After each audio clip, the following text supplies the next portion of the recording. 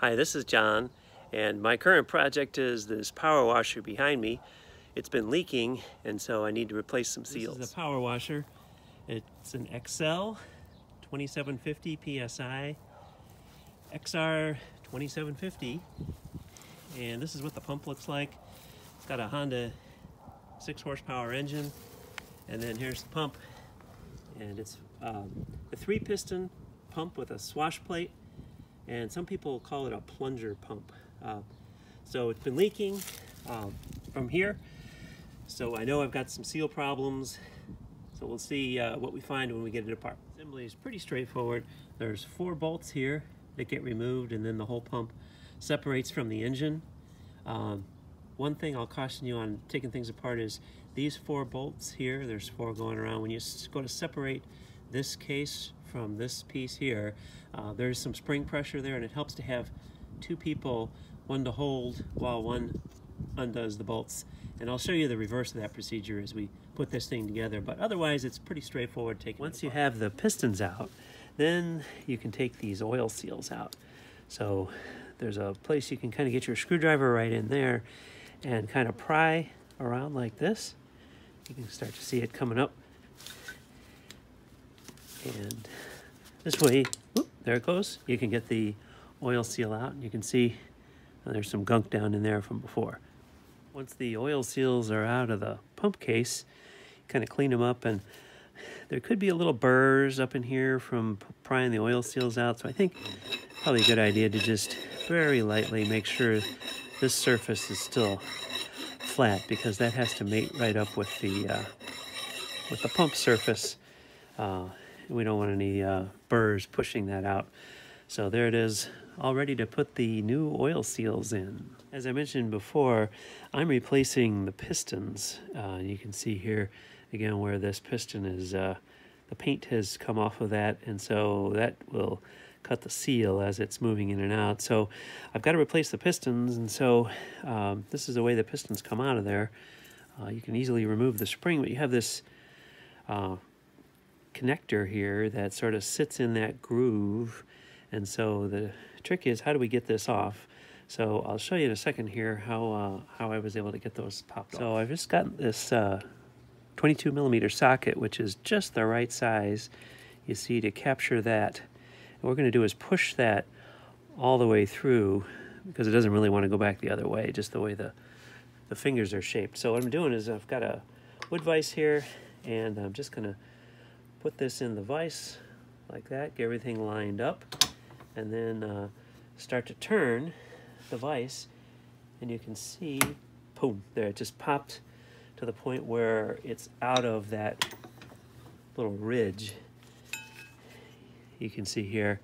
And then basically at this point, I'm going to try to push this with my fingers all the way off of there. It kind of scores up the piston, so you know, if you're reusing the piston, that might not be the best thing to do. But since I'm using new pistons here, I'm not too worried about the old one. So here's a new piston here, and here's the old piston. This happened to be one of the ones that's not too bad. You can see a few scratches, or I guess almost cracks in the paint here, but otherwise that's the new piston. Next step is to put this little star holder onto the end. I'm going to use that same technique with the socket to try to pop that on there. So I got things lined up in the vise here, and I'm going to try to turn this and pop that in until it just gets into that first, you know, into the notch.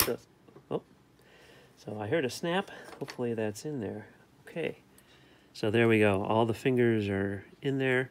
So that's what we're going to do for the other 2 pistons as well. So the next step is going to be to put new oil seals in. So this is the oil seal kit that I got. It's this 2797 part number, and looks like you've got a large oil seal, which is in the back, the main bearing for the input. So that would be back here. Mine's not leaking, so I'm thinking I'm going to just leave that one alone, and then really just use the 3 here, one for each piston. So we'll put those in. So the oil seal needs to be pressed in with this side sticking up, not this way around, but this way around. And I've got here a 17 millimeter socket that's just about the right diameter. The test of that is you want it as big as possible, but it has to be able to slide down in so that it doesn't get caught up on the inside diameter of the hole. Be able to drive this all the way down as far as it needs to go. So that's what I'm going to use to push. I want to lubricate the oil seal with something before I press it in, and right here on the pump itself, this is the pump.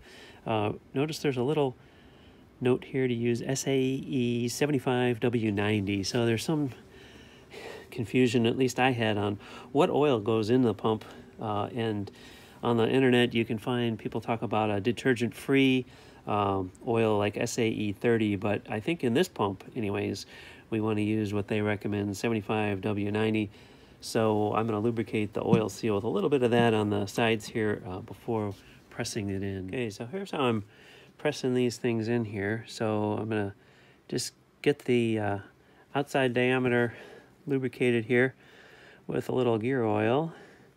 Set it in the hole here like that. And then I'm using that 17 millimeter socket. And then I'm just kind of pressing with hand pressure. And I can feel that I've pushed that all the way in there. So you can see there's 2 of them pressed in and 1 to go. So this is the swash plate part of the pump, and you can see this O-ring here which seals up the gearbox. And so in this $27.99 kit, AR $27.99, you get this new O-ring here. So I'm going to be replacing that O-ring. Just want to be sure to clean the surfaces right around where the O-ring was. Get the old dirty oil out of there before you put the new one on. There's the new one going on. All right, and then this is the swash plate. And be careful, there's a needle bearing in there. You can see these look to be in pretty good shape. So this is the surface upon which these brass piston kind of holders go, and then of course the piston goes in there. So this whole thing is rotating while the piston is going in and out because of the swash plate. So from a wear perspective, that looks pretty good. I don't think anything needs to be replaced there. And as far as I can tell, those needle bearings look pretty good. And then the main bearing inside there, you can kind of see there's a ball bearing in there. Almost see it. That feels pretty good too as I rotate this. So I think we're all good in terms of bearings. I think the main thing is just a matter of just replacing that seal before we put things back together. Now I'm putting the pistons back into the pump assembly. We've got our oil seals replaced. We've got the new piston. Although if your pistons were fine, you probably don't need to replace those. Just put some gear oil in the holes with my finger, and then we basically just push the piston back in there. You can't really get it to stay in there very far. You can see it's just in there about that far, but it will sit in there for a little while anyways. And then when we put this together, we're going to really use 2 people to compress those springs and get the bolts in at the same time. Part of the new piston kit includes these brass, basically it allows the swash plate to move a little bit, and they get connected right here on top of the pistons, and they really don't connect, they just stay there. So here are the old ones, and that's what rubs on the swash plate, and the curved side goes to the piston. So we're going to replace those as well, and I think a little bit of gear oil will just kind of hold those on the end there. I think they'll stay on there as we're putting things back together.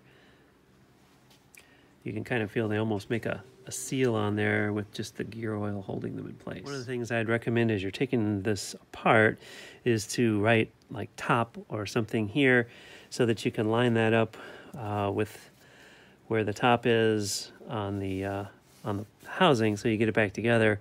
I just put a dot here. It's also got the black plastic nut that allows you to add the oil. I wrote top in here. I don't know how critical that is, but I like to put it back together pretty much exactly as it was before to eliminate any questions. So the first step is to get things back together, mated anyways, and then we'll compress those springs and put the bolts in there. So I think it's easier to do it this way, where you take the swash plate, again remembering where top was, and then you kind of can hold on to that until the very last minute, and you can see that will then mate up against those brass pieces in there, and the whole thing stays together like this. So this is the part where it would be helpful to have two people. So what I'm going to do is try to squeeze this down here while Brenda tries to put the bolt in that hole. Go ahead and use the Allen wrench there. Is it going? Yes. Okay. All right. So now I'll try the other side.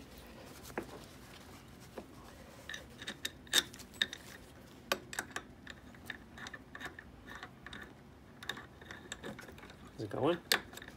No.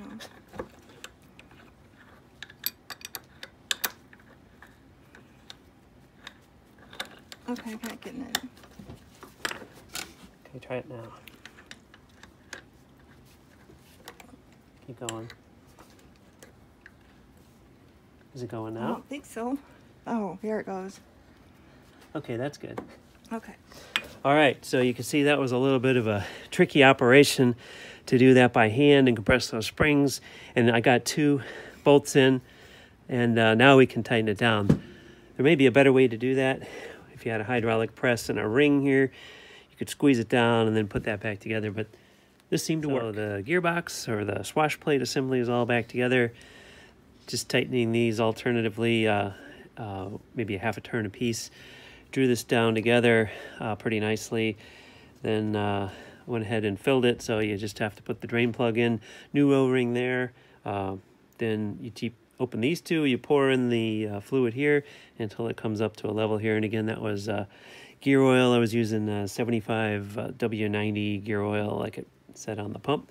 So now we're ready to do the rest of the actual valve rebuilding part. So this is the valve part of the pump.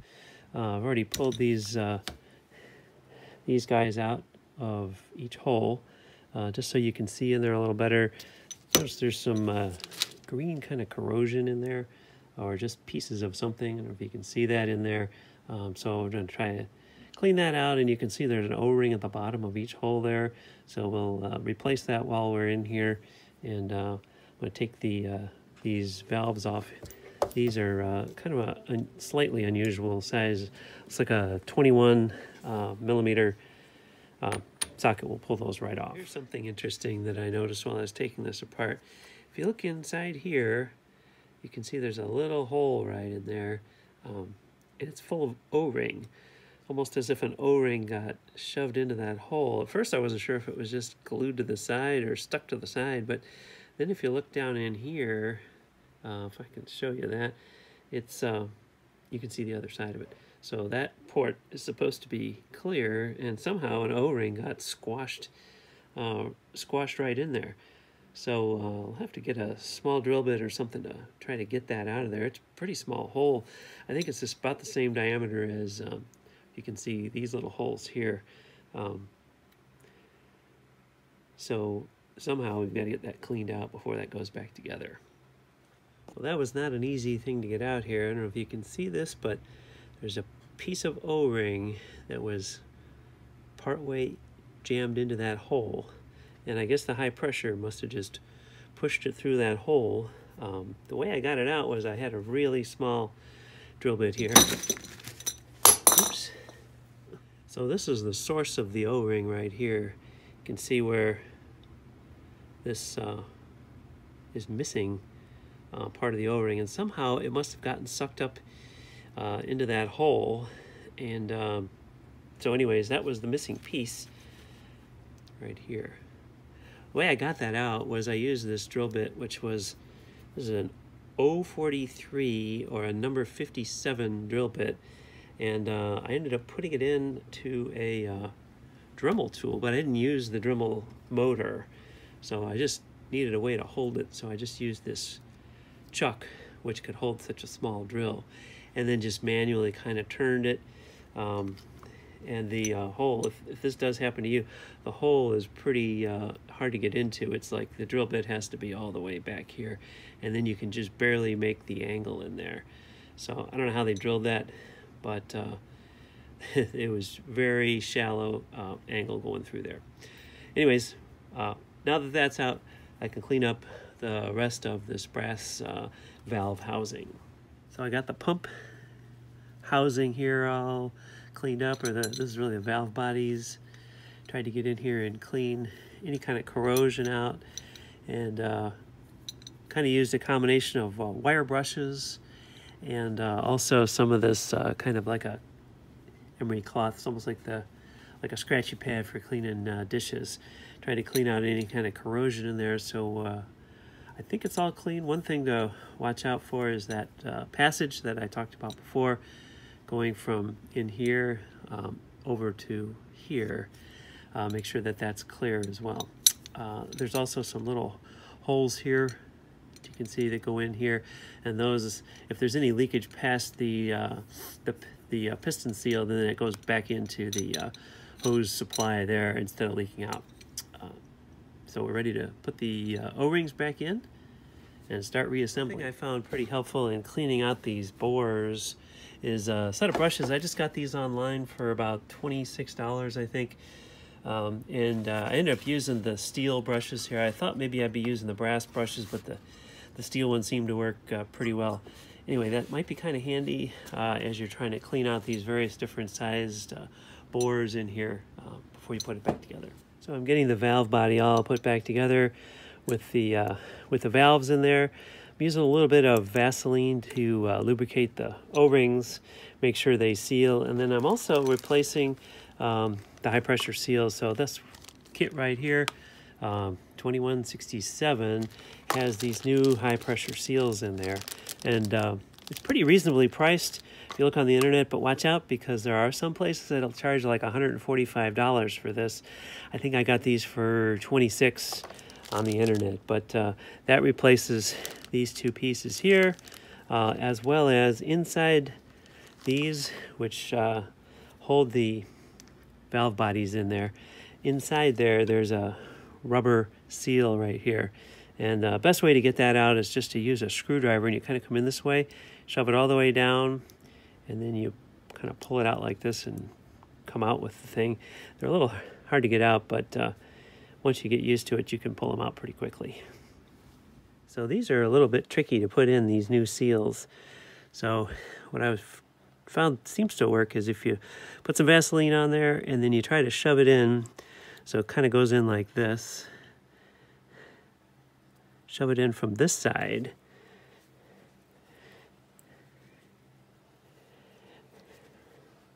Then you got to push it in to the slot from this side. You can see this is not the easiest thing to do, but trust me, you'll get it in there. Kind of shove it in like that, and it kind of gets a little bit twisted in there. You can use a screwdriver and kind of pop that in there. Kind of the opposite of what you did to take it out almost. So goes in from this side. Seemed to be easier than trying to get it in from this side here. Now that I've got those seals pressed inside that brass cover plate, next step is to get the brand new high pressure seals. There's two pieces like this, replacing the old ones here. So at least the white one looks whiter. So those go down on top of the valves like this, and then these guys are going to go down on top of them. Looks like the edges of these are a little bit tricky to get into there. You have to press them a little bit to get them to compress a little bit to get down into that hole. So these seals are the high pressure seal. You can see there's kind of a V shape to them. The high pressure is inside there, which tends to separate the V and push against the piston and the side of this wall here. But I found it was a little bit tricky to get them in there, And so I put a little Vaseline on the side and kind of had to push in and even apply a little bit of pressure with the screwdriver here to kind of get the edge of that in, and then shove it down into the hole like that. And once that's in, the white piece just goes right on top. So this is the pressure regulator, or the unloader valve, I guess you could call it. This is the one that sets the pressure. Now, the parts that come with the kit, you actually have the seals that are inside here, and you can take this apart by popping the end of this off and taking the inside apart. But I was reading that if you do that, in order to reset things in here, you actually have to have a pressure gauge that goes up to like 2700 psi, which I don't have. So I'm thinking this seems like it's in pretty good shape, and I think I'm just going to replace these outer seals here and go ahead and reuse it, because I'm not sure about getting that pressure gauge to measure the pressure and reset the thing. So now I've got the valve assembly back on the end of the pump, and the whole thing is ready to go back on the engine.